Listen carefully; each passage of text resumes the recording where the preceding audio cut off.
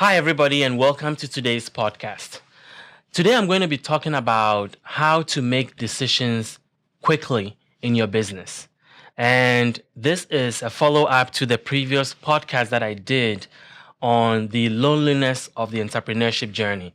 And in that podcast, I talked about the fact that a lot of you start your businesses, and once all the euphoria that came with the launch of your business dies down, there's this sense of loneliness that sets in. And a lot of that has to do with the amount of decisions you have to make, the volume of decisions that you have to make on a daily basis, and the fact that you feel very lonely and you feel very exposed or very, very, very lost because you don't know what to do. And so I had promised that I was going to do a follow-up podcast walking you through tips on how to make decisions in your business and make them very quickly. So today I'm going to give you 6 different tips on the decision-making process. These are the tips that I have used. These are the tips that have guided me in my decision-making process as I've gone through this entrepreneurial journey thus far. So let's get right to it. Tip number 1 is that you should be aware that when it comes to making decisions in business, you are never going to make decisions with complete information. So that's something that you have to get in your head very quickly, that you're not going to have all the information that you need to be able to make the decisions, because most of the time you'll be making decisions with incomplete information. So you need to internalize that fact, because that will prevent you from going on this wild goose chase where you're trying to gather every available information there is before you come and actually make the decision. That's not going to happen. You're going to be making decisions every day on the fly with information that may not be complete. So you need to understand that part of, getting through this process of decision making is acknowledging that you're going to do your best to gather the best available information you can find very quickly, and then go ahead and pull that plug, make that decision, and move on to the next thing. So that is tip number 1. Tip number 2 is that you should never rush a decision. And that kind of is counterintuitive, because I talked about the whole topic, or the whole title of this podcast is that, we want you to be able to get comfortable making decisions very quickly. But that does not mean that you have to be impulsive with how you make decisions. And so there's a method to that. And what do I mean by that? You should not feel the need to make a decision right away. You're going to be presented with several opportunities, either from your employees or from salespeople or from professionals that you're trying to work with, that are going to try to push you to make a decision very quickly. You should get into the habit of taking a break from the decision. So if you need a day to think about it, if you need a few hours to think about it, if you need to sleep over it, you should always request that time so that you can step back and think through it before you pull that plug. That is very, very important. So you should watch out for salespeople that try to sell you something and tell you that, oh, you have to make a decision right now, otherwise the deal is off. Do not fall for that. The deal is never off. That is a sales tactic that they use to try to get you to lock yourself into something that you may not actually be comfortable with if you had taken the time to think it through. So you should make sure that whenever somebody is pushing you into making a decision very quickly, you should pull back. That should be a natural reflex of yours, to pull back, take a minute, tell them, hey, I need a few hours to think about it. I need a day, let me sleep over it. Take that time and request it and insist on it. Because I have found in my entrepreneurial career so far that a deal that is told to you that, oh, this has to be done today, is never true. You can call them tomorrow once you make up your mind and say, you know what, I want yesterday's deal. Even if the deal has expired, you should still call them and say, look, now that I've made a decision, I want you to give me yesterday's deal. And 99% of the time, they will be able to work something out and give you that deal that they say has expired. So do not push yourself into that. And one of the things that goes with that is that do not be pushed into a deal over the phone. Don't sign anything over the phone.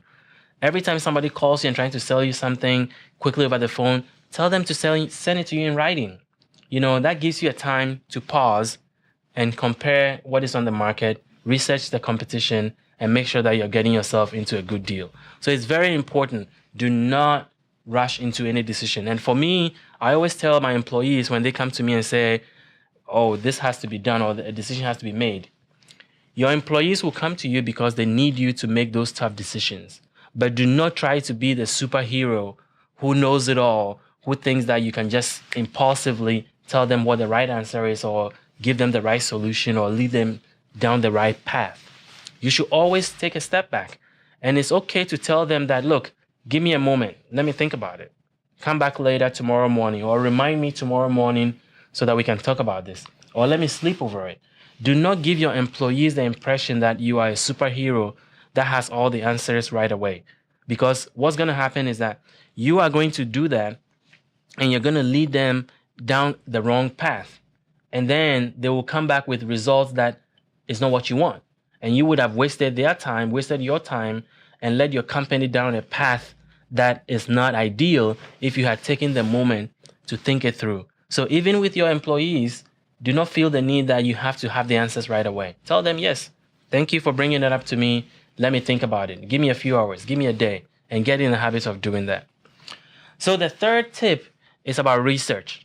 And the biggest component of decision making in business is the research that you have to do. And what do I mean by research?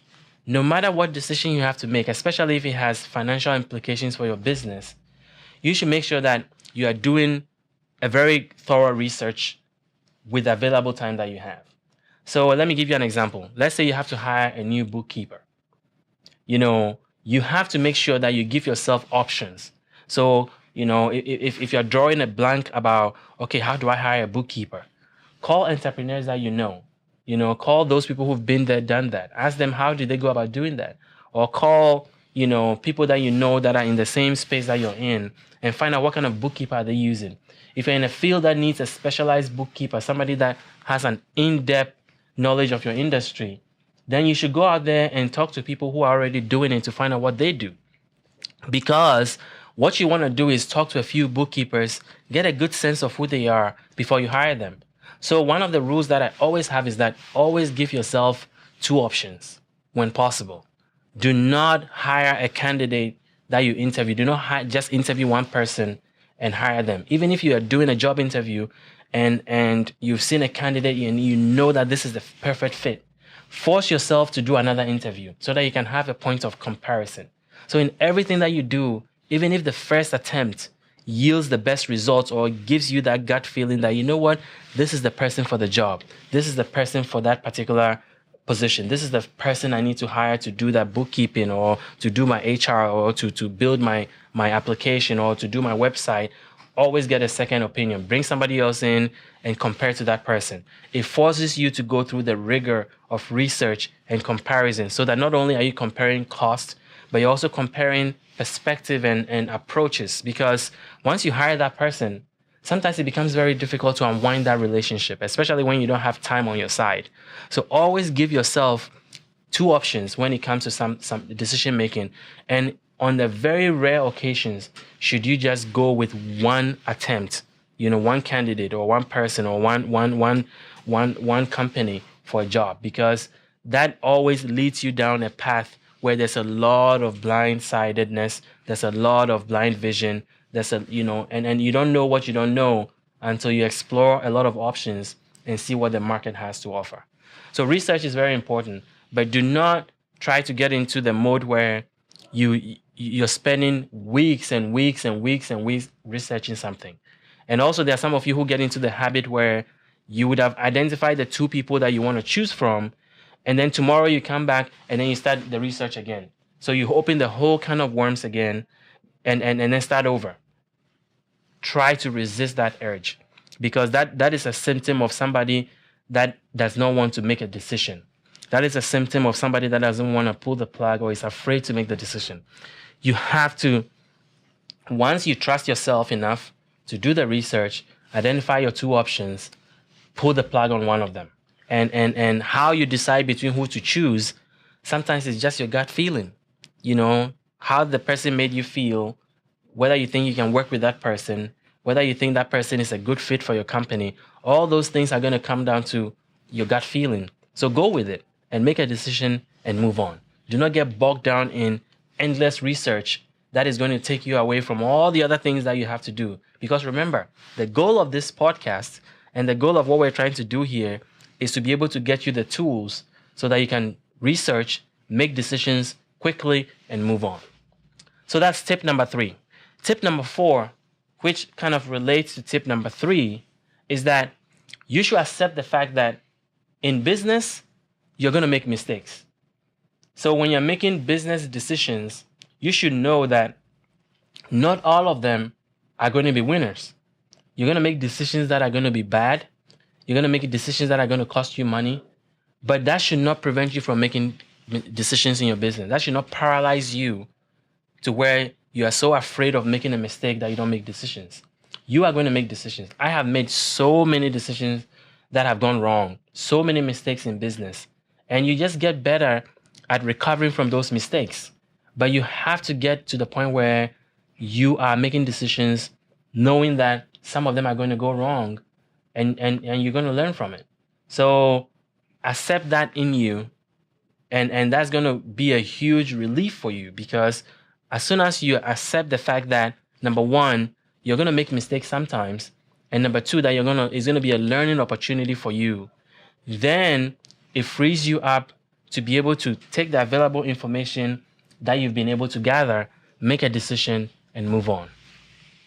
And then the next tip is that you have to learn from your mistakes. So as I said, you're going to make mistakes, but you have to make sure that you're learning from them. So when something goes wrong, take a moment and try to debrief yourself. What went wrong? I did my research. I was trying to hire somebody. The person I thought was the best person ended up being the wrong person for the job. Ask yourself what went wrong and make sure that you've learned that lesson. If it's a product that you introduced, you did all the work, you did all the research, you thought this was going to be a great product, and then it was a bust. You have to sit down with your team and debrief and make sure that you guys have learned something from that experience. So when mistakes happen, do not try to just cover them up and pretend like they never happened and move on. You should force yourself to open the can of worms and actually deal with it and understand why did it happen that way. Because the thing you want to avoid is making the same mistakes twice or multiple times. Then it means you're not learning anything. And that is recipe for disaster. So you should make sure that when mistakes happen from decisions that you've made or from decisions that your team has made, you take a moment, debrief, and learn the lessons from it so that you don't repeat those mistakes again. And as you get further in your entrepreneurial career, this is going to be very important, because as things get bigger, the stakes are going to be higher, and the mistakes that you make sometimes are going to cost a lot.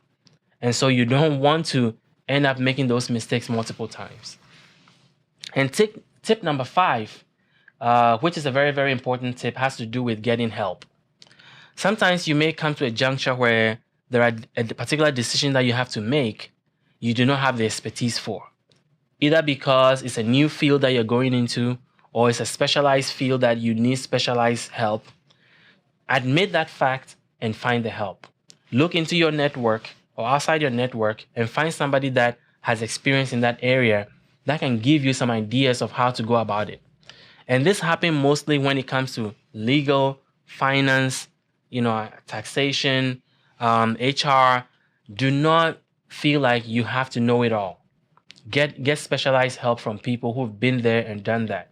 And even sometimes it's about strategy. It's about strategy. It's about pivoting in a different direction. It's about, taking your company in a completely different direction that you've been before. Or it's about being stuck. Whatever it is, if you feel like you are way, way, way above your head, like on a particular topic, or you're swimming with the sharks, make sure that you get the help that you need and be able to get as much information as possible to help you make that decision. And then the last tip I want you to remember is that you have to get comfortable with following your own decision-making rhythm. And this is going to come over time. As you continue to make decisions, you're going to get to a zone where you have your decision-making zone. And so you will get into your own process of how to make decisions. For example, for me, this is my zone.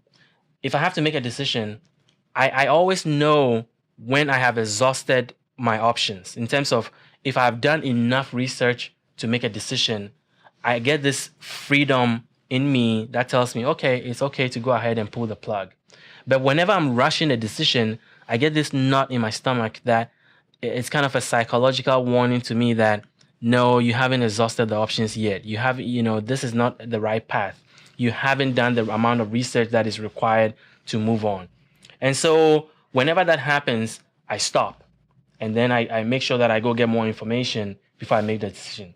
So, I typically know myself when it comes to decisions that if somebody is pushing me to make a decision that I'm not comfortable with, I push back because I feel that knot in my stomach. I feel that uneasiness about pulling the plug.